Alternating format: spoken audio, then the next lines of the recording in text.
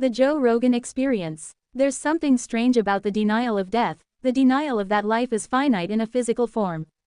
And the idea that you are going to live forever to me feels there's got to be some examination of that. Part of this feels like that a little bit. There's a little bit of that. Some of these people are trying to live forever and I'm wondering about that. Well, they certainly want to stay younger for a lot longer than anybody ever has before.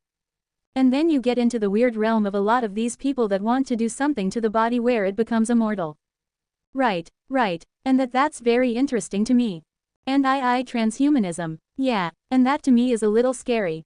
I don't understand. I'm not smart enough to understand it and I worry about it from many angles.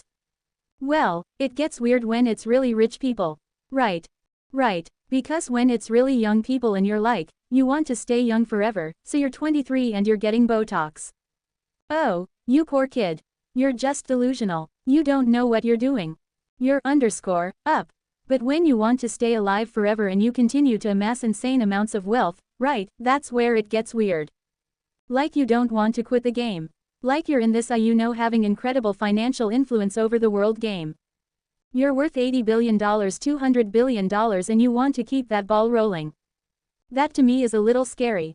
Well, it's scary because if the game continues let's look at Bezos for example. Yeah, right, let's imagine that Amazon continues to expand and grow. Bezos continues to profit off of it. And right now he's what is he 58 or 59 or something like that? About that, probably. Well, what would he be when he's 120? Would he have $30 trillion? You know what I mean. A lot more than he does now. And what would that in his power would grow? And if people started encroaching on that power and trying to limit it and trying to, that's where it gets weird. They get defensive, right? If people want to tax the rich, eat the rich. They get a little okay, I got to build thicker walls, get the bunkers. Yeah, I got to do something. I also have to create work with the government to create some laws. The World Economic Forum, Klaus Schwab just said, and I think it was Klaus Schwab, not Larry Fink, the Blackstone guy or BlackRock, who's now the interim president or whatever. Thank God, someone who understands the issues. But Klaus Schwab is basically I believe we're heading towards stakeholder capitalism. Yeah, which is private individuals that it's a public-private partnership where you have guys like Bill Gates, Elon Bezos, whoever people at that level that have a large stake in a public-private partnership that's running society. And I think that scares people a little bit or it's a curiosity because you start going and it's always kind of been the case. I mean JP Morgan bailed the federal government out years ago these guys have always had a ton of power but with tech the level of power in terms of surveillance and data mining and the power over your life has never been as Orwellian as it is now. And it even with AI and all of these models, it's even going to get more intrusive.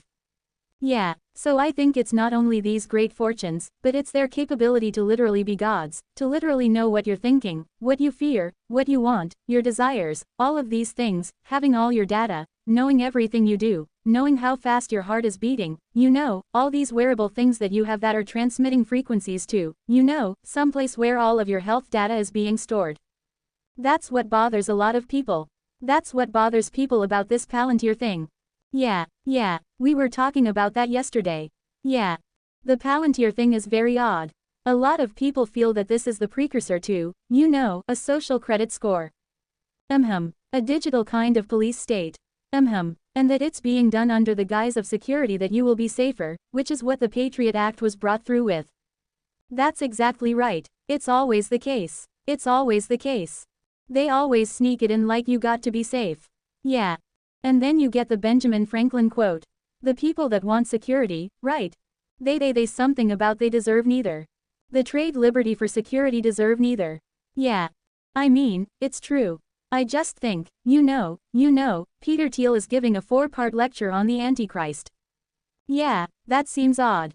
4-part well, here's what's really wild to me. 4 parts. It's not just one. One lecture on the Antichrist would be insane.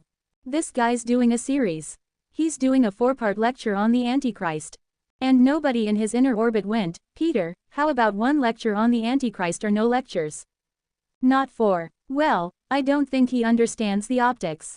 He certainly does not. Yeah, it's odd. Yeah. Tickets sold out. Well, of course. Well, it's a private lecture at a club in San Francisco about the Antichrist. What does he know about the Antichrist? Is he like I'm guessing a lot? If you told me there was a movie and there was a guy who played the Antichrist, zoom in on that image of him. Yeah, I would say, oh, is that him? Was that the Antichrist? This is like me doing a 4-part lecture on Long Island racism just to show everybody, you know, how much I know about it and how scary it is and how we got to watch out for it. But it's totally not me or anyone I know. It's no one that's ever been in my backyard, but those others. He's just kind of like, you know, leaning in, I guess. Well, I just don't understand like why what I would like. Someone saw it. Someone saw one of the lectures that he did on the Antichrist. Was it good? It might have been Duncan. He said it was boring. It's of course going to be boring. But I don't understand like what is he doing? He's trying to prove he's not the Antichrist by talking by ratting doing it. He's like if I was the ant, I mean that's probably how the lecture starts. He goes now if I was the Antichrist I obviously wouldn't be doing this lecture. You know what it's